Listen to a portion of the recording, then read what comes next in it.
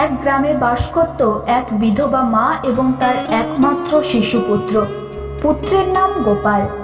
গোপালের পঞ্চবর্ষ হলে মা তাকে পণ্ডিতের পাঠশালায় ভর্তি করল। পাঠশালা কুঠির থেকে বেশ দূরে এবং মাঝে জঙ্গলময় পথ। মা গোপালকে দৈনিক পাঠশালায় আনা নেওয়া করত। এর ফলে তার সংসারের কাজে খুবই বিঘ্ন হতে লাগলো। মা ভাবলো কি করা যায়। ভেবে সে গোপালকে বলল, দেখ বাবা গোপাল, আমার তোর সাথে রোজ পাঠশালায় যাওয়া আসা করতে খুবই সমস্যা হচ্ছে। তোর খাবার ঠিক মতো তৈরি করতেও পারছি না। এখন থেকে তুই একা একাই যাওয়া আসা করবি। যদি তোর রাস্তায় ভয় লাগে তাহলে তোর এক দাদা আছে জঙ্গলে, ওর নাম মধুসূদন, ওকে ডাকবি, দেখবি তোকে সাহায্য করবে। গোপাল সরল মনে মায়ের কথা বিশ্বাস করলো। পরের দিন সে একা একা পাঠশালায় গেল।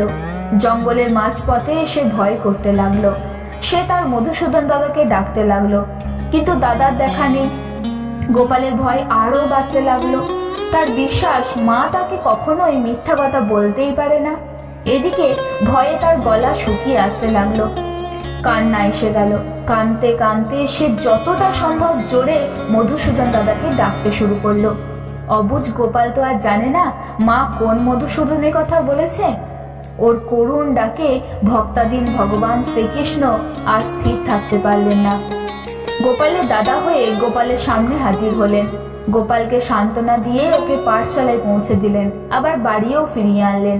এইভাবেই চলতে লাগলো বেশ কয়েকটা দিন।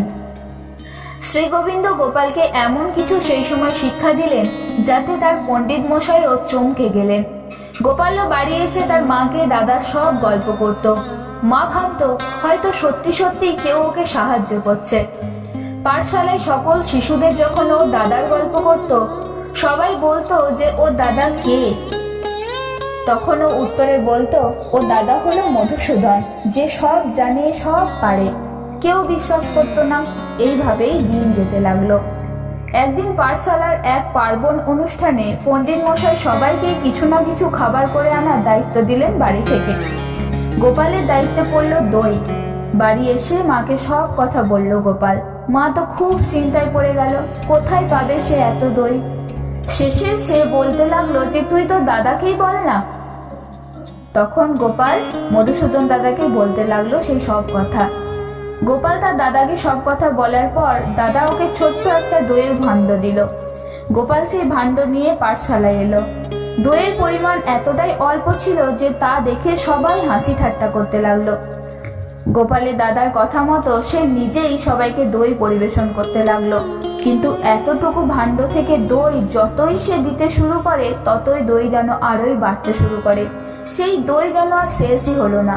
সেই দেখে সবাই খুব অবাক হলো এবং গোপালকে তার মাকে ডেকে নিয়ে আসার কথা বলল। গোপাল যখন তার মাকে ডেকে নিয়ে এলো তখন গোপালের মা এই সমস্ত কাহিনী শুনে সে নিজেও চমকে গেল। সে তখন বলল যে চল তো মধুসূদন দাদার সাথে দেখা করব। এই বলে সে জঙ্গলে গেল। তখন গোপাল তার মধুসূদন দাদাকে চিৎকার করে ডাকতে শুরু করলো। অনেক ডাকার পর মধুসূদন দাদা স্বয়ং ভগবান শ্রীকৃষ্ণের রূপ ধারণ করে তাদেরকে দেখা দিলেন। শ্রীকৃষ্ণ প্রকট হয়ে বললেন, গোপাল আমার একনিষ্ঠ ভক্ত। শুধু জঙ্গলে যাওয়ার সময়ই নয়, শুধু বিপদে পড়ে তখনই নয়, ও আমাকে সব সময় স্মরণ করে এবং সেই জন্যই আমি ওকে সাহায্য করেছি। এই ভাণ্ড আমি ওকে দিয়েছি। এই বলে তিনি মহাশূন্যে বিলীন হয়ে গেলেন।